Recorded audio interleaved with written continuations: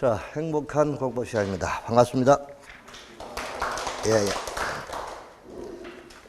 자, 이제 기본서를 이제 마무리를 이제 하고요. 그 다음부터는 이제 오늘 뭐 시범 보입니다만은, 오늘 강의하는 부분, 그날 강의한 부분에 대해서 2시까지 한다면 1시 반까지는 교과서를 이 의학집을 가지고 정리를 하고, 그다음 거기에 해당한 부분의 문제를 발췌를 해서 한 30분은 문제풀이하고, 그래서 그날 배운 거를 그날 복습하고 이렇게 해서 넘어가도록 그렇게 진행을 하도록 할 테니까 여러분들은 수업은 빠지지 말고 그것만 하면 공법은 별도로 공부를 안 해도 어떤 복습이 자동적으로 되도록 그렇게 프로그램을 짰으니까 그렇게 맞추어서 나와 주시면 됩니다. 아시겠죠? 그렇게 하면 뭐 틀림없이 1차 과목이 조금 부족하더라도 1차에 조금 신경을 쓰더라도 그렇게 하시면 될 것 같습니다. 어서 오세요. 자, 오늘 농지법인데 같이 우리가 맞추어서 보도록 하죠. 자, 내가 이 강의 끝날 때까지 이거는 한 골천불은 더 쓸 것 같아. 어서 오세요. 자, 부동산 공법. 부동산의 공법은 부동산 자체가 뭐라 했죠? 민법 99조에 다 같이 노래해요. 시작. 민법 99조. 민법 99조가 99조로 얘기를 해야 되지. 민법 99조 하는 말 누가 못해. 아, 참, 다시. 민법 99조. 창사히. 그렇죠. 토지 및 그 정착물. 그렇죠. 그럼 여기서 토지하고 뭐라고? 그 정착물인데 정착물이 대표가 되는 게 뭐다? 건축물이다. 이거죠. 그래서 부동산 공법은 이렇게 토지공법 이렇게도 부릅니다. 대표가 되는 게 토지니까. 자, 그럼 토지는 공공복리의 증진을 도모하기 위해서, 그러니까 공공복리라는 것은 우리 공법에 여러분 공부하실 때 민법도 마찬가지고 이렇게 이걸 봐야 돼요. 법의 최고의 궁극적인 목적은 공법이든 민법이든 다 똑같이 공공복리의 증진이 있습니다. 뭐가 있다고요? 모든 법의 최고의 궁극적인 목적은 공공복리 증진이라고. 다 같이 잘 살자는 거예요. 아시겠습니까? 이게 지상의 최고의 목표야. 자, 그런데 민법은 이 복리를 증진하면서 목적으로 하면서 거기다가 사적 자치가 중심이 되지. 무슨 자치? 사적 자치가 뭐야? 사생활은 스스로 알아서 한다는 게 사적 자치잖아. 딴 거 없어요. 그렇죠? 그러니까 내가 물건을 사고 싶으면 사고, 팔기 싫으면 팔고, 안 팔고 이렇게 하는 거잖아요. 그게 바로 사적 자치라는 거예요. 어서 와요. 자, 그러면 공법은 그런 경우가 아니죠. 하기 싫어도 어떻게? 내가 군에 가기 싫어도 왜 해야 됩니까? 가야 되잖아요. 무슨 말인지 이게 바로 공법적인 관계야. 그래서 그런 법의 관계를 여러분들이 잘 생각하고 가시는 게 좋겠습니다. 자, 공공복리 증진을 도모하기 위해서 자, 토지, 국토를 효율적, 뭐라고요? 다 같이 경제적으로 뭐한다? 이용을 하기 위한 것이다. 자, 이용을 하기 위해서 수단을 종합화시킵니다. 수단을 종합화시킨 것이 우리는 뭐다? 행정계획이라 하고, 이 행정계획을 통해서 전국토를 자, 난개발을 방지하기 위해서 개발을 하고, 그 다음에 전국토를 정비하고, 그 다음에 보존을 하기 위한 법이 우리는 토지공법입니다. 그래서 전국토를 효율적, 경제적으로 이용을 하기 위해서 수단을 종합화해서 거기서 개발, 정비, 보존을 하기 위한 법이 토지공법이다. 자, 그러면 전국토의 개발, 정비, 보존에 관한 일반법이 우리는 무슨 법이다? 거기 일반법이 우리는 제1편에 국토의 뭐라고 했다? 계획 및 뭐라고? 이용에 관한 법령이라고 했다. 이렇게 보셨습니다. 자, 그러면 이제 국토계획 이용에 관한 법은 우리나라 국토를 먼저 계획을 수립하고 그 계획에 맞게끔 개발, 정비, 보존하기 위한 일반법. 이것이 우리는 국토계획 이용에 관한 법이고 여기서 12문제가 출제가 된다라고 했죠. 자, 그 다음에 도시개발에 관한 것이 우리는 무슨 사업이다? 도시개발 사업의 절차를 정한 법이 무슨 법? 도시개발법. 그리고 여러분 도시개발 사업이 뭐냐? 한번 해서니까 시작. 도시개발 사업이란 어느 구역 안에서 생각해. 외우지 말고 어느 구역 안에서 도시개발 구역 안에서 단지나 뭐라고? 시가지를 조성하는 사업. 이게 무슨 사업? 도시개발사업. 여기다 산업단지를 만들고 싶다. 여기는 주거단지로 만들고 싶다. 여기는 공업단지로 만들고 싶다. 이렇게 단지나 시가지를 조성하는 사업이 무슨 사업? 도시개발사업. 소위 말해서 신도시 만드는 사업. 무슨 사업? 신도시 만드는 사업. 그게 무슨 법? 도시개발법이다. 자, 여기서 6문제. 그 다음에 만들어진 도시가, 이 신도시가 만들어지고 일정한 기간이 30년, 40년 이렇게 기간이 지나면 그 도시가 다시 무엇입니까? 노후화됩니다.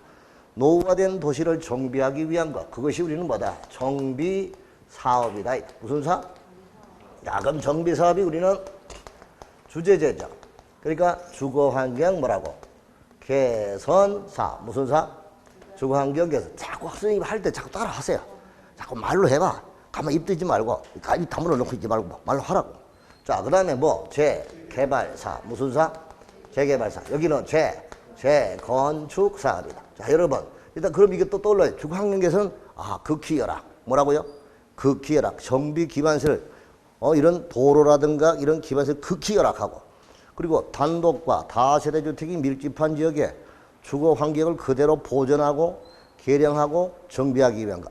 그런 주거 환경은 철거하는 방식도 있고 철거하지 않고 비철거 방식으로 그대로 옛날 우리 딱지치기하고 놀던 그런 시골의 문화, 도시의 문화를 그대로 유지시키면서 이렇게 바꾸어 나가는 이런 사업도 주거 환경 개선 사업이 이렇게 머릿속에 그림을 그려보라고요.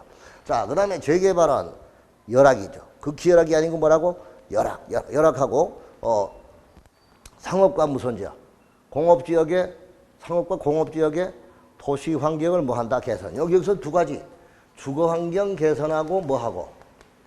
주거 환경을 개선하는 거하고 무슨 사업? 도시 환경을 개선하는 두 가지를 동시에 이루어지는 사업이 무슨 사업? 재개발 사업이다. 자, 그 다음에 재건축은 저기 늦게 오신 분. 재건축은 양호. 그 재건축하면 양호가 나와야 돼. 자, 주거환경 개선하면 극히열악. 이게 나와야 되고, 그 다음 재개발하면 열악 이렇게 나와야지. 그 정도로 나와야 뭐가 지금 공부하는 보람이 있는 거지. 뭐 맨날 뭐 두 번 해도 뭐 영혼을 딴 데 두고 온 사람 같아. 그러면 안 돼. 다시. 주거환경. 또 봐라. 극히열악해지. 열악이지. 다시. 주거환경. 재개발. 열악. 재건축. 그렇지. 도로 기반시설은 양호해. 양호한 지역. 그 건물만 낡아서 그 공공주택이 밀집한 지역에 주거환경을 개선하는 거. 이게 봐도 재건축이다. 그럼 이런 정비사업의 절차를 정한 법이 무슨 법? 도시 및 뭐라고? 주거환경 무슨 법? 정비법이다 이 뜻이야. 자, 여기서 이제 6문제가 나와. 그 다음에 보존. 보존이라는 것은 뭐야? 건축을 못하게 하는 것이죠. 건축을 못하게 하는 게 보존이잖아요. 그렇죠. 보존이야. 그럼 보존은 농지도 있고 산지도 있어. 그런데 산지는 시험 범위는 빠져. 너무 많아서. 옛날에 내가 처음 강의할 때 공법은 13가지 법이었습니다. 몇 가지 법? 지금 여러분 기껏해야 6가지 법밖에 없잖아. 반토 팍 줄었다고요. 그 1회 때 강의할 때는 제가 강의할 때는 13가지 법이 공법 속에 들어가 있으니까 중개사 과목, 전 과목 다 합쳐도 내가 강의하는 공법보다 양이 작았다니까 한마디로. 무슨 말인지 알겠죠? 그랬던 것이 지금은 공법이 그만큼 줄어들 거야. 6과목으로. 그래도 양이 많다고 지금 여러분 투덜대지 한마디로. 그렇죠. 자, 그러면 여기 농지법인데요. 이 농지법은 문자 그대로 뭐야? 농지에 관한 거잖아. 그 농지가 무엇이냐 이게 농지. 그래서 여기서 첫 번째 농지에 관해서 총설이 나와. 그럼 여기는 이제 농지가 무엇이다. 그 다음에 이제 농사를 짓는 사람이 농업인인데 농업인이 무엇이다. 그 다음에 이제 개인이 농업이고 그 다음에 법인이 있다. 그럼 농업법인이 무엇이다.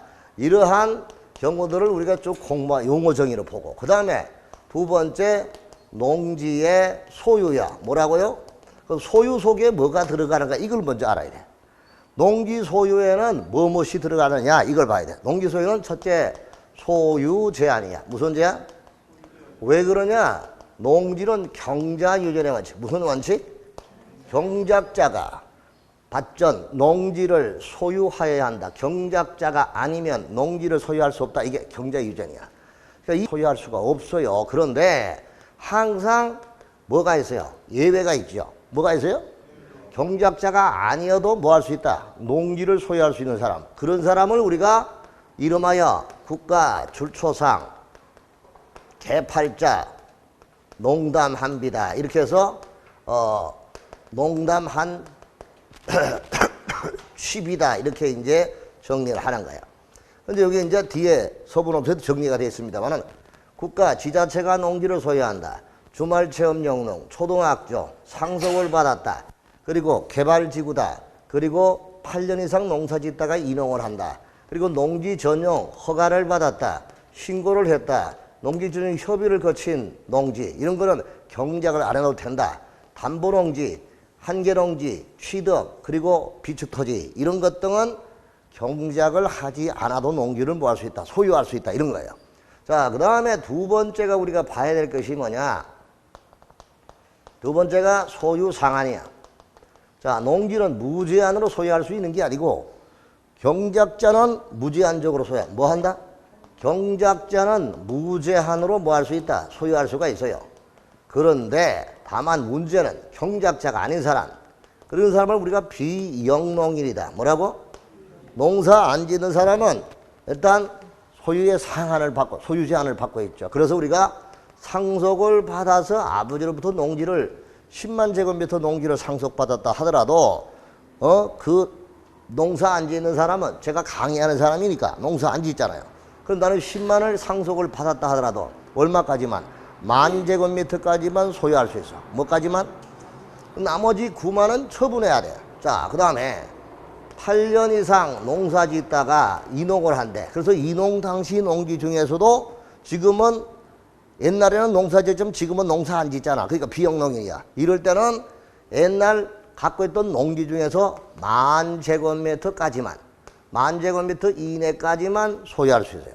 자, 그 다음에 주말 영농, 주말 체험 영농이다. 그럼 이거 문자 그대로 이름 자체가 주말 체험 영농이니까 이게 취미 활동이야. 무슨 활동?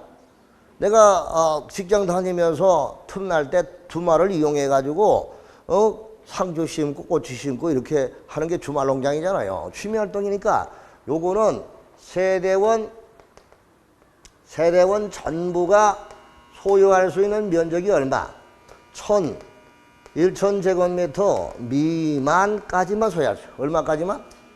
1,000제곱미터. 그런데 여기도 알아줄 거는 상속을 받았다. 8년 이상 이농을 할 때 당시 농지 중에서 문을 다 열어놨구나. 괜찮네. 조금 잠시 시끄럽다. 에어컨보다 지게 낫다. 자, 그럼 10,000제곱미터 이내인데 다만 농어촌 공사 있잖아요. 한국 농어촌 공사에다가 자 위탁을 해가지고 임대한다거나 사용대 할 때는 그 기간 동안은 내가 갖고 있는 상속을 10만을 받았다. 그러면 그 기간 동안은 빌려주는 기간 동안은 10만 제곱미터 전체를 뭐 할 수 있다. 소유할 수 있다. 그런 예외를 알아두시면 돼요. 그러니까 다시 말하면 아버지로부터 10만 제곱미터 상속을 받았는데 그럼 원칙대로 하면 10,000까지만 소유할 수 있고 나머지 9만은 처분해야 돼요. 그런데 그 농지를 한국농어촌공사에 10만을 몽땅 빌려줬다면 그 기간 동안은 10만을 내가 소유할 수 있다. 그 뜻이야. 아시겠죠? 바로 이게 소유 상한에 관한 예외다 하는 거 알아두시면 돼요. 그 다음에 세 번째 소유에 들어가는 것은 농지 소유할 때는 뭐를 받아야 돼? 농지를 소유하기 위해서는 농지 취득 자격 증명을 받아야 돼. 뭐를 받아야 돼? 자, 농지 취득 자격 일명 농취증이라고 해. 뭐라고요? 농취증 받아야 소유권 이전 등기할 때 이걸 첨부 안 하면 소유권 이전 등기가 안 돼요. 중개업법 시간에 배웁니다만은 그러면 농지를 선생님하고 내하고 농지 매매 계약을 체결해서 매도인이고 매수인이야. 내가 샀다 하더라도 매수인 계약을 해서 돈 주고 샀다 하더라도 시구 업면장으로부터 별도로 뭐를 안 받으면 농지 취득 자격증명을 안 받으면 내 이름으로 소유권 이전 등기를 못 한다고요. 무슨 말인지 알겠죠? 그러니까 이게 농취증은 별도로 시구 업면장으로부터 받는 게 바로 농취증이죠. 자, 농취증은 자, 발급을 신청합니다. 그럼 발급을 신청해서 여기다가 내가 이 농지를 사서 어떻게 농사 짓겠다. 버섯 농사를 짓겠다. 뭐 아니면 뭐 특용작물을 심겠다. 인삼을 심겠다. 뭐 보리를 심겠다. 뭐 나락을 심겠다. 나락이 뭔지 아세요? 아, 그렇죠. 그 여기 경상도 사람들도 아는데 저쪽 사람들은 몰라요. 나락이 뭐요? 나라야 이건다니까. 자, 농업을 어떻게 하겠다는 경영 계획서를 뭐 합니까? 계획서를 작성을 해서 첨부해서 발급 신청합니다. 발급 신청을 하게 되면 발급 신청을 받았죠. 받아서 시구 읍면장. 그럼 여기서 이제 시구 읍면장이니까 시장, 구청장, 읍장, 면장이에요. 그럼 여기는 군수가 안 들어가요. 군수가 안 들어갑니다. 시구 읍면장이에요. 아시겠어요? 그럼 시구 읍면장이 발급해줘. 며칠 이내? 4일 이내. 왜 4일이냐? 발급권자가 4사람이야. 하나, 둘, 셋, 넷. 4사람이니까 4일 이내에 발급해준다. 이렇게 보면 돼. 그런데 문제는 여기서 농업경영계획서의 작성을 예외적으로 할 필요 없는 게 있어. 농업경영계획서의 작성이 필요 없는 게 있다고요. 그 작성을 할 필요가 없는 게 우리는 여기 시주 허신계 한비라고 해서 뒤에 나올 텐데 이게 뭐냐? 4월 초 8일이 5월 22일이잖아. 맞죠? 다가와. 부처님한테 열심히 시주하니까, 시주 허신계 하니까, 시주 허신계, 한계농지, 그리고 비축토지, 이렇게 열심히 시주를 하니까 복을 많이 주더래요. 아시겠죠? 그래서 시주 허신계 한비, 이렇게 하고. 요때는 농업경영계획서 작성이 필요 없는 거예요. 그러니까 시험 연구, 주말 체험 영농, 농지전형 허가받았다. 농지전형 신고했다. 아니 공장을 짓기 위해서 허가받았는데 네 농지 왜 질래? 농업 어떻게 짓냐? 필요가 없잖아. 그러니까 이럴 때는 경영계획서가 필요 없다고. 그 다음에 개발농지, 그리고 한계농지, 그리고 비축토지. 비축토지라는 땅이 아니고 한국농어촌공사가 아니고 토지주택공사. 토지주택공사가 자 도시가 커지면 집이 부족하잖아요. 집이 부족한 땅이 부족하니까 미리 땅값이 오르기 전에 농지를 도시 주변의 농지를 미리 헐값에 사가지고 비축해 놓은 땅이 비축토지라고. 어디서? 한국농어촌이 아니고 뭐야? LH 주택 랜드하우징 주택공사가 미리 집 지으려고 땅을 비축해 놓은 걸 뭐라고? 비축토지라 하는 거야. 아시겠죠? 자, 그런 경우는 농사 짓는 게 아니니까 경영계획서 필요 없다고. 자, 이렇게 해서 경영계획서에 필요가 없으면 그때는 빨리 2일 이내에 발급을 해줘. 그럼 발급을 받아서 소유권 이전 등기할 때 반드시 이것을 뭐 해야 돼? 첨부해야 돼. 안 그러면 소유권 이전이 안 된다. 이게 바로 농지 취득 자격 증명이다. 그럼 발급을 받아야 할 대상이 어떤 것이? 이게 중요한 거죠. 이제까지 시험 문제 다 나왔던 거 종합하면 자, 매매, 증여, 자, 매매 증여나 또는 뭐 교환, 그 다음에 화해, 경매, 그 다음에 소유권 이전의 판결. 여기 판결은 청구 인락 조서라든가 이런 게 들어가요. 화해 조서나 청구 인락 조서 이런 게 들어가고, 그 다음에 이제 농지 전용 허가를 받았다거나 전용 신고를 한 경우, 그러니까 허가를 받은 거하고 신고를 했다 하더라도 농지 취득 자격 증명은 별도로 받아야 돼요. 그러니까 농지 전용 허가는 농지를 집을 짓겠다라고 허가받은 것이지, 집을 짓겠다고 허가받은 것이지 농지를 취득하겠다고 허가받은 게 아니잖아. 그러니까 농지 전용 허가받았다 신고를 했다 하더라도 별도로 농지증 발급받아야 돼요. 그 다음에 주말 영농. 자, 이러한 경우는 무조건 농지 취득 자격 증명 발급 받아야 된다 하는 거 알아두시고. 그럼 책에는 발급 제외, 발급을 받지 않아도 되는 게 있어. 국가, 지자체, 뭐 상속, 뭐 이런 게 나올 거야. 그 별도로 보면 되고. 자, 그 다음에 네 번째 소유에 들어가는 게 뭐냐? 농지의 처분이야. 자, 그 다음에 다섯 번째가 위탁경영. 자, 이러한 것들이 전부 다가 우리는 뭐다? 소유와 관련된 내용이에요. 옛날에 시험 문제 이렇게 나왔죠. 다음 중 농지 소유와 관계가 없는 거. 이걸 1번 임대차, 2번 위탁경영, 3번 농지처분, 4번 농지취득 책임, 5번 농지 소유 상한. 정답이 1번이죠. 임대차는 농지의 뭐다? 이용 파트지. 이용 파트지 소유 파트가 아니라고. 이걸 알아야 돼. 그러니까 이 속의 것, 여러분 숲속에 들어가서 숲을 열심히 보려고 노력해. 그러다 보니까 공법은 스트레스가 엄청 받치는 것이죠. 그러니까 숲을 보지 말고 전체를 내다보라. 그렇죠? 보시고. 그 다음에 3장에 이제 농지의 이용이야. 그 농지 이용은 딴 거 없어. 농지를 어떻게 이용했다는 방향을 제시해줘. 그걸 우리가 이용 계획이라. 농지 이용 계획. 자, 농지 이용 계획은 시군구청장이 수립해요. 시군구청장이 수립하는 거예요. 자, 그 농지 이용 계획에 따라서 또 농지 이용 증진 사업을 하죠. 자, 이용 증진 사업은 4가지. 소유권 이전 촉진 사업이라든가 임차권 이와 같은 권리의 설정 촉진 사업. 그리고 또 이제 우리가 볼 것은 농업, 경영체 육성 사업. 이러한 사업들이 전부 다 여기 들어가요. 이게 이용 증진 사업이야. 자, 그 다음에 이제 두 번째 이용해서 보는 게 대리경작자. 이 대리경작자는 반드시 기억해야 돼요. 대리경작자. 이 시험 문제 이용해서 나오면 이게 제일 먼저 나와. 대리경작자. 그 대리경작자는 뭐냐? 한마디로 놀리고 있는 농지를 유휴농지라고 합니다. 유휴농지. 자, 유휴농지에서 대리경작자의 지정 예고 절차를 거칩니다. 예고 절차를 받고 그 다음에 지정을 하게 됩니다. 그런데 문제는 지정 예고 처분에 대해서 이의가 있으면 이 신청을 제기하죠. 프린트 큰 거 안 왔어? 빨리 황호비 씨 저 밖에 나가서 빨리 가보세요. 프린트 큰 거.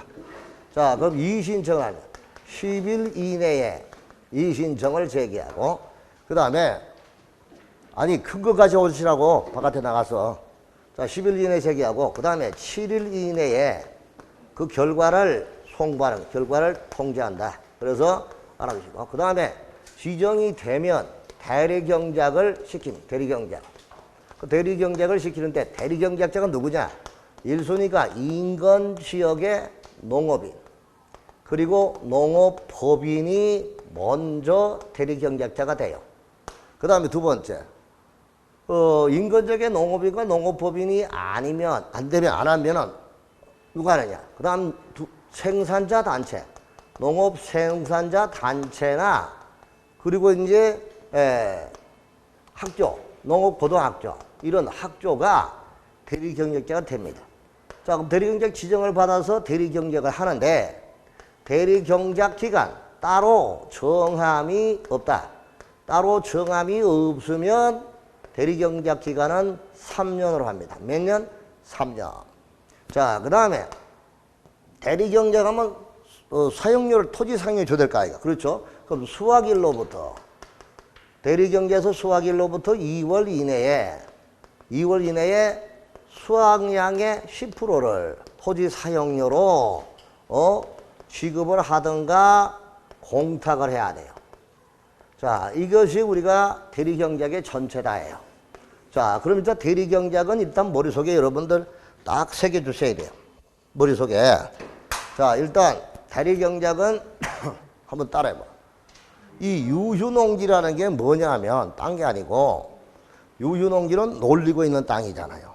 놀리고 있는 땅. 그런데 알아둘 거는 자, 인삼을 경작하고 일정한 기간이 안 지나면 인삼이 다시 심을 수가 없어요. 땅에 힘이 약하기 때문에. 땅의 지력의 증진을 위해서 일정 기간 휴경하는 것은 여기서 말하는 유휴토지가 아닙니다. 아시겠죠? 그럼 이제 갑돌이가 농사를 지려고 하는데 여기다가 주변에 빨리 한 잔씩 주시고요. 갑돌이가 농사를 짓는데 이렇게 농사를 짓는데 농사를 짓 때 주변에 이웃집에 갑순이가 서울에서 이사 왔어. 이 갑돌이가 농사를 짓다가 잘생긴 이쁜 갑순이가 이사 오니까 아 이놈이 농사는 안 짓고 무슨 농사를 짓느냐? 사랑 농사를 짓는 거예요. 무슨 농사? 기범씨 해보기나 했슈? 그 뭐 연애도 안 했슈? 그럼 뭐 중심 선 봤어요? 예. 자, 그러면 아따, 이거 엄청 크게 만들었네. 자,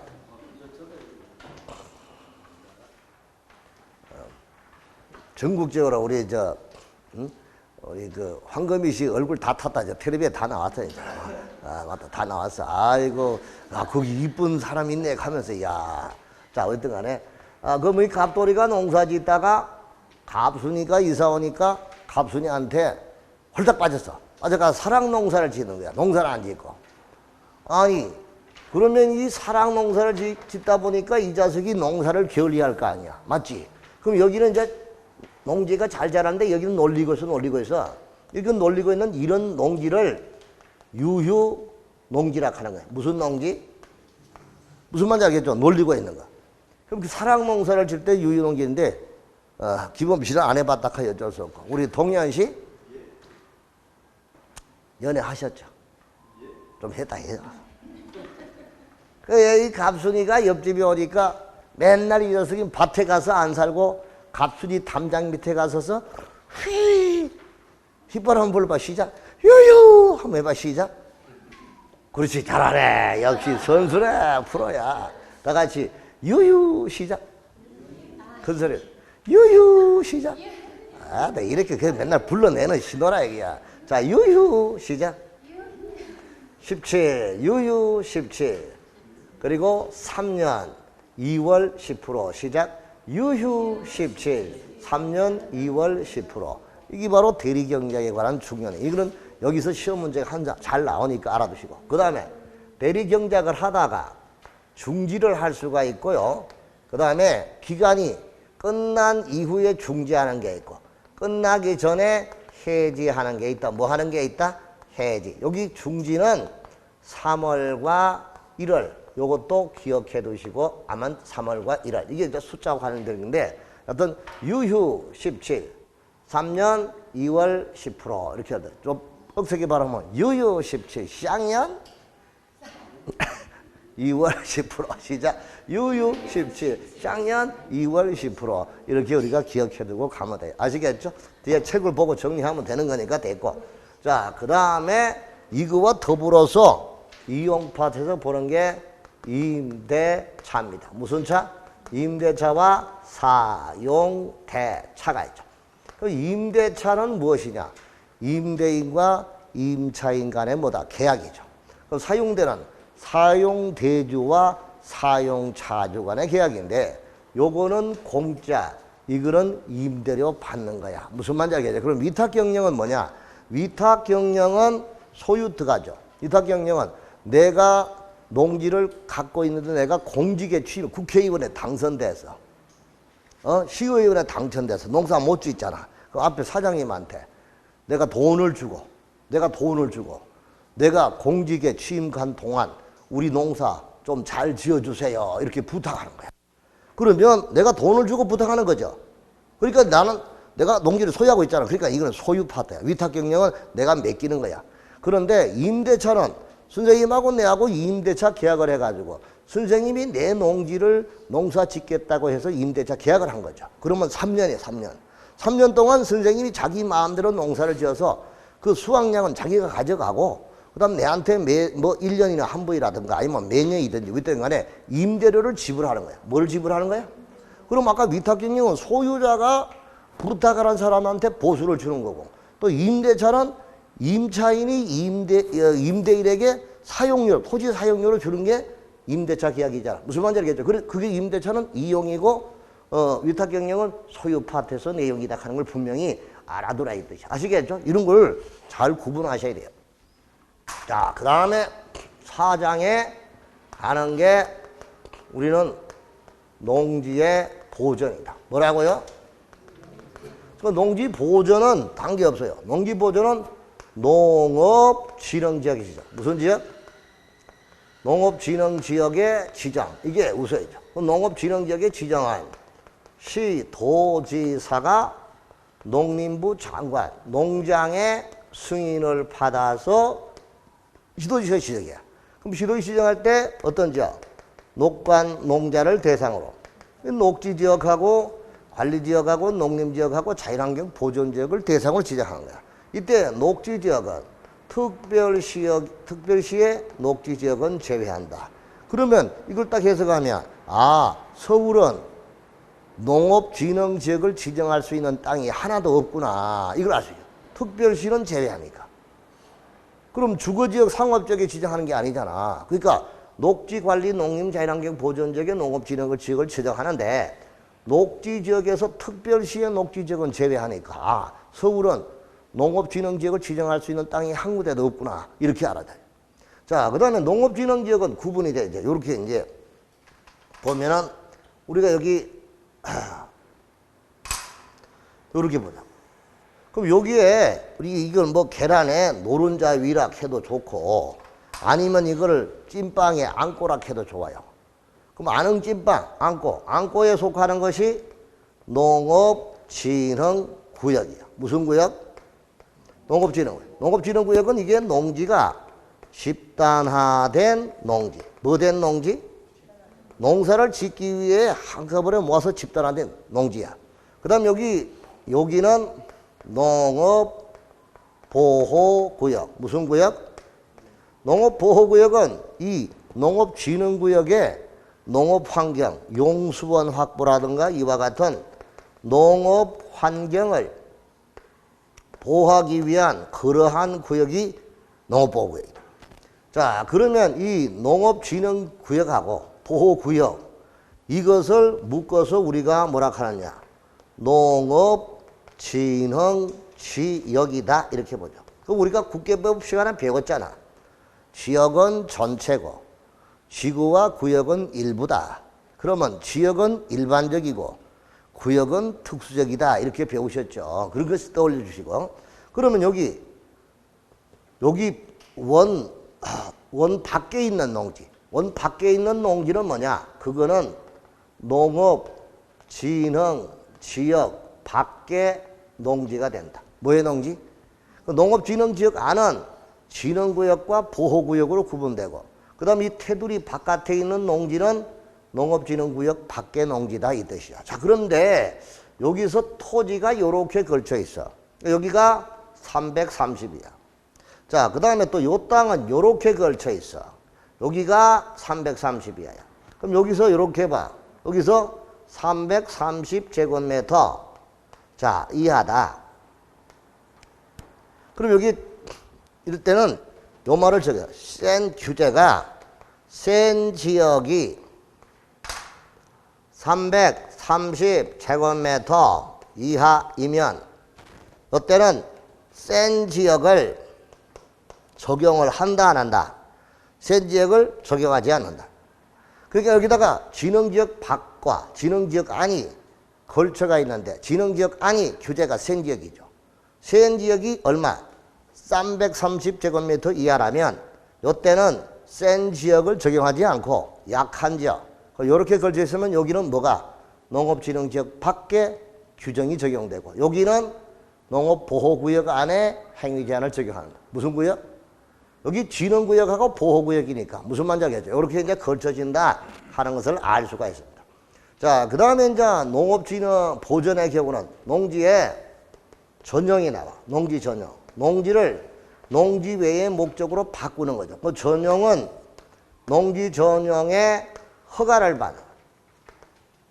그 다음에 전형의 신고, 전형 협의, 그리고 타용도 일시사용의 허가 이런 것 등이 전부 다죠. 이게 농지법 전부 다야. 신고 이건데 요게 바로 보전하고 그 프린트물에 거기 내가 딱 정리해서 제일 처음에 농총설 그리고 농지 소유 그 다음에 농지 이용 그리고 농지 보전 이렇게 이제 정리가 되어 있는 거를 한눈에 다 볼 수 이게 한눈에 볼 수 있는 그런 내용이니까 살펴두시면 되겠고 여기에 관련된 문제를 자 이론을 한번 살펴보도록 하자. 그래서 우선 농지가 무엇이냐 하는 걸 봐야 돼. 자, 요번 때까지는 이 책하고 같이 병행하니까 같이 보는데 페이지 640 교과서는 641페이지고 서브노트는 233페이지인데 서브노트가 훨씬 보기 좋게 쉽게 되어 있을 거예요. 자, 우선 농지가 무엇이냐 하는 거예요.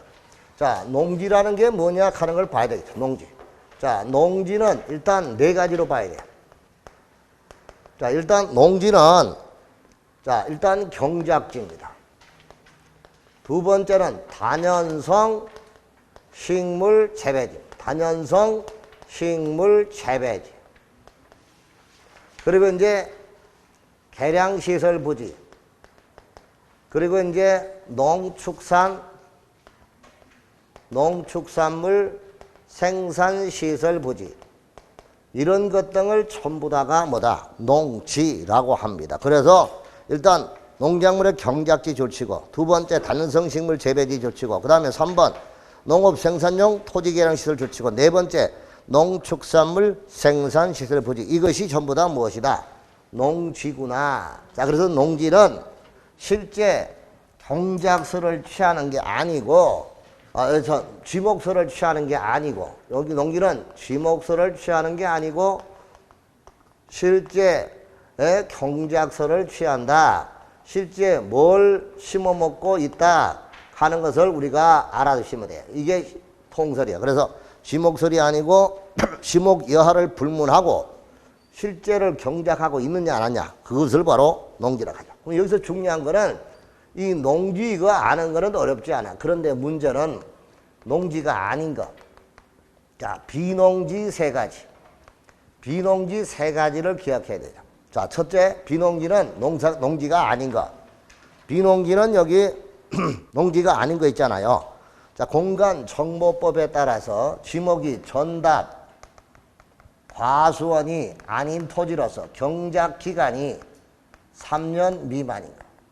자, 그래서 지목이 전도 아니고 답도 아니고 과수원인데 아닌 경우로서 경작기간이 3년 미만인 것은 농지가 아니에요.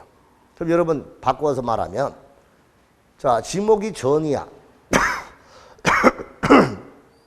경작기간이 1년밖에 안 돼. 농지입니까? 농지 아닙니까? 농지 맞죠? 다시. 전답 과수원이 아닐 때 3년 미만은 농지가 아니지만 지목이 전답 과면 3년 미만이라도 농지라 이 뜻이야. 알았어요? 됐어요? 자, 그러면 알아서 지목이 전답 과수원이 아닌데 경작기간이 4년이면 농지야, 농지 아니야? 농지 아닙니다. 다시. 자, 지목이 전답 과수원이 아니라도 경작기간이 4년이면 농지 맞지? 농지잖아, 농지. 3년 미만일 때 농지가 아니지만 3년이 넘으면 농지가 된다 이 뜻이야. 알아서요? 그런 것을 잘 이해하고 응용을 할 줄 알아야 돼요. 아시겠죠? 그 다음에 두 번째, 지목이 임자야. 뭐라고? 지목이 임자인데 산지 전용 허가 안 받았대. 뭐 안 받아서? 산지 전용 허가 안 받았고 경작을 하고 있다. 그러면 그것도 농지가 아니야. 그럼 산에 나무를 안 베내고 나무와 나무 사이에다가 돌복숭아 나무를 심었다. 그것은 임야지 농지가 아니다 그 뜻이야. 알았죠? 그러니까 지목이 뭐라고? 임야인 거. 산지 전용 허가 안 받았으니까 그거는 뭐다? 농지 아니다 그 뜻이야. 알았죠? 좋아요. 자, 그 다음에 초지법에 의한 초지. 초지법에 의한 초지는 뭐예요? 농지 아니죠? 자, 동현씨, 초지의 지목이 뭐예요? 창서지, 토지 지목. 도서관에 열심히 공부하는데 해야 돼. 저녁에 또 일을 하고 내가 참 대단한 청년이라고 동생이라고 내가 생각하고 있는데 여튼 열심히 잘 하세요. 네, 조금 이따 설명해. 기범씨, 초지의 지목이 뭐냐? 초지가 풀이잖아, 풀이 자라고 있는 땅. 목장용지. 무슨 용지? 초지의 지목이 목장용지잖아. 그렇죠? 그러니까 결론적으로 뭐냐? 등기법 시간에 하나도 안 보는 지적법 시간에 전부 잠만 자는 것 같아, 내가 볼 때. 자, 어쨌든 간에 초지는 목장용지와 같이 풀이 자라고 있는 땅이 초지예요. 거기서 이제 초지라는 지목은 없으니까 초지의 지목은 목장용지로 표현하는 거야. 무슨 용지? 자, 그럼 이와 같은 초지는 초지니까 농지가 아니라 해요. 그래서 초지 아니고 임자로서 산지 전용 허가 안 받고 경작하는 땅도 그것도 농지 아니야. 자, 전답 과수원이 아니고 경작 기간이 3년 미만인 그것도 농지가 아니다. 첫 번째 제일 잘 나오는 게 이거니까 우선 농지라는 걸 알아야 돼. 농지법을 공부하는데 농지가 뭔지도 모르고 하면 안 된다 이 뜻이 알았죠? 이거 정확하게 개념을 이해해주고 그래서 시험 문제 나오면요. 공법은 농지에 관한 문제 두 문제밖에 안 나와. 두 문제밖에 안 나오는데 실제적으로 중개사 200문제 중에서 농지 관련된 법은 4문제가 나온다. 4문제 무시 못해요. 그러니까 농지법에서 국계법에서 2문제 나오지만 중개사법에 이대훈 교수가 하고 있는 중개사법에서 농지와 관련된 문제가 꼭 2문제 나와요. 그러니까 200문제 중에서 4문제 나오니까 적게 나오는 거 아니라고요. 아시겠어요? 그러니까 이거 무섭게 보지 말고 이런 걸 또 너무 쉽게 나오거든. 조금만 공부하면 그대로 100점 다 맞을 수 있는 과목이 농지법이야. 그러니까 쉬운 거니까 정지 집중이가 한 번만 들으면 돼. 그래서 농기는 요번밖에 안 하고 그 다음에 다시 농기 안 해요. 아시겠죠? 특강할 때 처음 끝까지 한번 해주고 그걸로 끝이니까 일단 농지는 오늘 잘 들으시라 되면 된다. 아시겠죠? 자, 그러면 농지 보셨고. 자, 그 다음에 농업을 경영하는 사람을 우리가 뭐라 하지? 농업인이라고 하지. 무슨 인? 자, 그럼 농사 짓는 사람을 뭐라고 한다? 여기 여백이 많으니까 이쪽 갈게요. 자, 농업인이 있죠. 그리고 농업법인이 있죠. 이 둘을 우리가 묶어서 뭐라고 할까요? 민법 시간에 권리를 행사하는 사람을 뭐라 하죠? 에? 권리 주체. 그죠? 권리 주체 아시겠죠? 권리를 행사하는 사람이 권리 주체야. 아시겠죠? 자, 그러면 그와 똑같이 농업인과 농업법인을 묶어서 뭐라고 하면 돼? 농사하는 사람이니까 농업경영주체. 좀 말을 좀 갖다 만들어봐. 시작. 농업경영주체라고요. 아시겠죠? 그럼 농업경영주체가 농업인과 뭐다? 법인. 그럼 민법 시간에 권리주체가 누구와 누구? 자연인과 법인이잖아. 그럼 이게 농업인이 자연인. 이것이 뭐야? 법인이잖아. 그 법인이 뭐냐? 법률상 인격이 부여된 사람이야. 그걸 공부를 자꾸 응용을 내가 하나로 만들어. 절대 6과목이 아니야. 한 과목이라고 생각하면 돼. 아시겠어요? 그 중에 가장 5가지 과목 중에서 가장 여러 가지를 다 담고 있는 그릇이 중개론이야. 중개사법이라고 거기는 공법도 있고 사법도 있고 민법도 있고 개론도 있고 다 짬뽕돼 있는 과목이잖아. 그러니까 중개사법은 아무나 강의하면 안 돼. 정말로 그런 공부를 많이 한 사람이 해야 돼. 나도 옛날에 그 강의해봤지만. 그런데 여러분들 그걸 우습게 본다고요. 근데 그게 우스운 과목이 아니야. 아시겠죠? 자, 그럼 일단 농업인과 뭐야? 법인. 그 농업은 이러면요. 농사 짓는 개인이야. 뭐라고요? 개인이 자연인이잖아. 개인인데 이 농업 짓는 사람으로서 어떤 사람? 1000제곱미터. 자, 얼마 제곱미터? 자, 1년 중 며칠 이상? 1년 중 90일 이상 농사 짓는 사람. 자, 90일. 그 다음에 세 번째, 330제곱미터 이상의 버섯재배사. 이걸 설치하는 거. 자, 그 다음에 1년 중 120일 이상 축산업에 뭐 하는 사람? 축산업에 종사하는 사람. 자, 그 다음에 연간 판매기 얼마? 120만 원. 다 같이. 일단 머릿속에 정리할 거는 요렇게 머릿속에 빨리 정리하지. 다 같이. 빨리 하세요. 1000, 90, 330, 120. 다시. 1000, 90, 330, 120. 시작. 1000, 90, 330, 120. 그러니까 1090, 330, 120인데 1000제곱미터 이상의 농사를 짓고 있는 사람 1년 중 며칠 이상? 90일 이상. 그 다음에 330제곱미터 이상 축산업에 120일 이상. 그 다음에 연간 판매기 얼마? 120만 원. 이게 바로 뭐다? 농업인이다. 오케이? 자, 그러면 1000 이상의 농기를 농작물, 자연식물, 경작을 재배하거나 1년 중 90일 이상 농업에 종사하는 사람이 농업인이고 농지에 얼마? 330 이상의 고정식 온실이나 버섯재배사 이런 거를 재배하는 사람. 대가축은 소야. 소 몇 마리? 2마리. 그렇죠? 자, 그 다음에 중가축은 돼지와 같은 거. 몇 두? 10마리. 12. 자, 그 다음에 이제 소가축은 염소라 같은 거. 염소 같은 거. 이런 거 백수, 100마리 이상. 자, 그 다음에 꿀벌. 몇 군 이상? 꿀벌 10군 이상. 그렇죠? 그 다음 가금천수. 가금은 뭐냐? 토끼, 오리, 닭.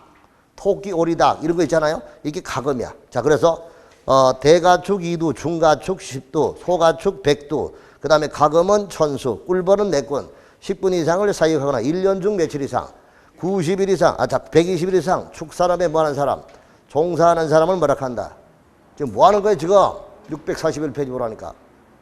자, 그러면, 2두, 10두, 소가축, 백두, 가금, 천수, 꿀벌 얼마, 10분 이상을 사육하거나 1년 중 얼마, 120일 이상 축산업에 종사하는 사람을 뭐라 한다. 농업인이라 한다. 다 같이 그러면 축산업에 며칠 이상? 120일 이상이야. 자, 농업은 며칠 이상?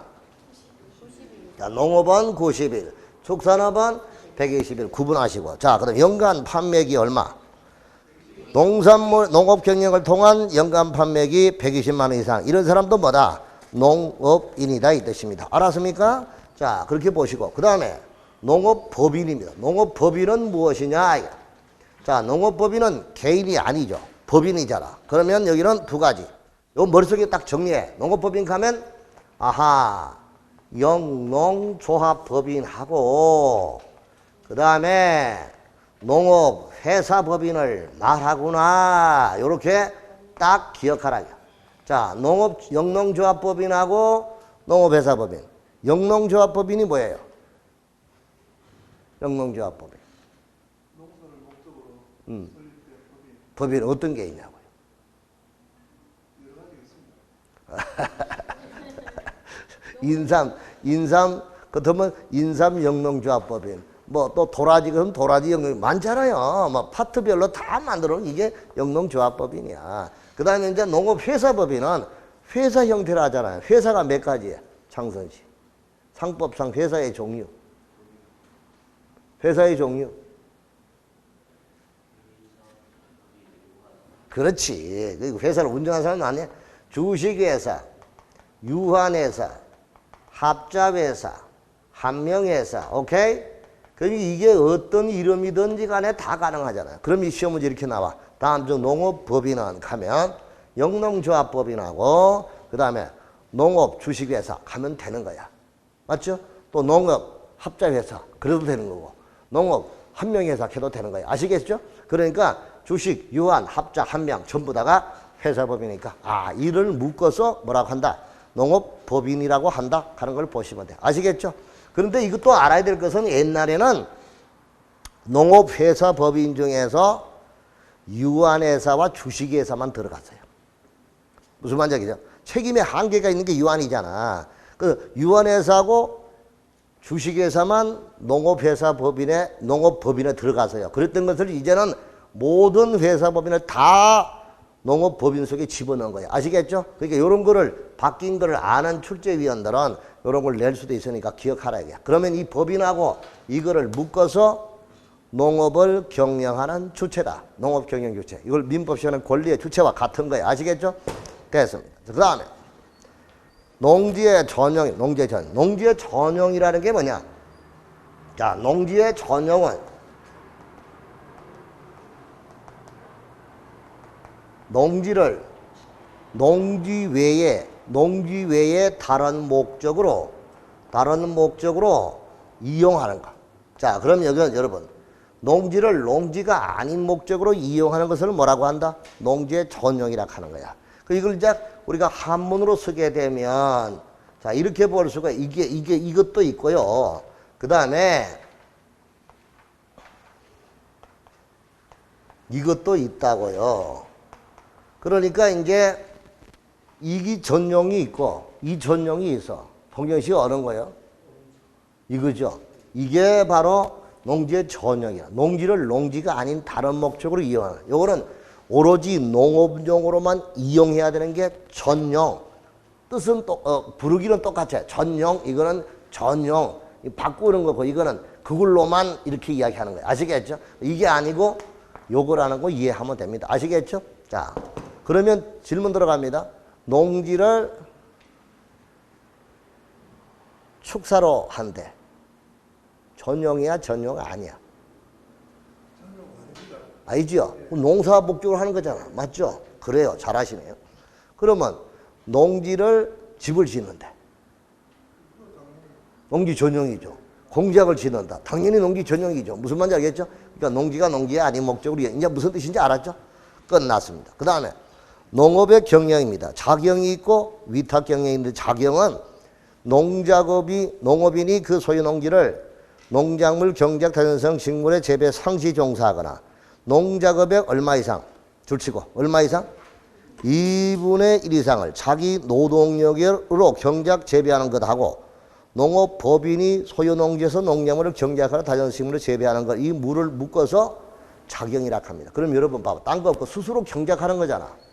그럼 농업인이 스스로 경작하고 법인이 스스로 경작하는 거를 뭐라 한다? 작용이라 하는데 법인이 스스로 경작할 때는 상관없지만 농업인이 경작을 할 때는 스스로 경작할 때는 농작업의 얼마를 농작업의 얼마 2분의 1 이상이 자기 노동력으로 경작이나 재배하는 것이어야 하고 그 다음에 그 후에 농업법인은 아까 영농조합법인하고 농업회사법인이었잖아요. 그 회사법인이 법인이 되려면은 구성원의 얼마가 3분의 1이 뭐여야 돼? 농업인이어야 하잖아요. 맞죠? 거기는 구성원의 3분의 1이 농업인인 회사법인이고 그 다음에 작용은 농업인이 자기 노동력을 얼마 이상 2분의 1을 자기 노동력으로 경작 재배해야 작용이 된다는 걸 알아두시기 바랍니다. 알았습니까?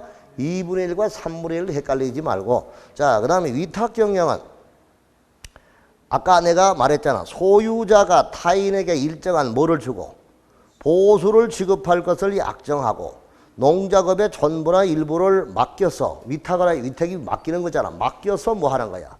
맡겨서 경영하는 것을 뭐라고 한다? 위탁경영이다. 그 위탁경영과 작용을 묶어서 부를 때 무슨 경영? 그렇습니다. 농업경영이다. 이렇게 보면 돼요. 아시겠죠? 이렇게 이제 우리 농지법에서 여기에 하나가 틀림없이 나옵니다. 여기서 하나가 총설해서 용어 정의에서 하나가 반드시 나오니까 그 경우를 본다 이 뜻입니다. 자, 그럼 오늘 문제 하나 보세요.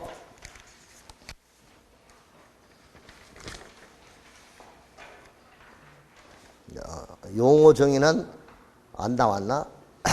좀 쉬었다가 그러면 취득 자기 소유 파트 하고 난 다음에 하겠습니다. 아시겠죠? 좀 쉬십시오.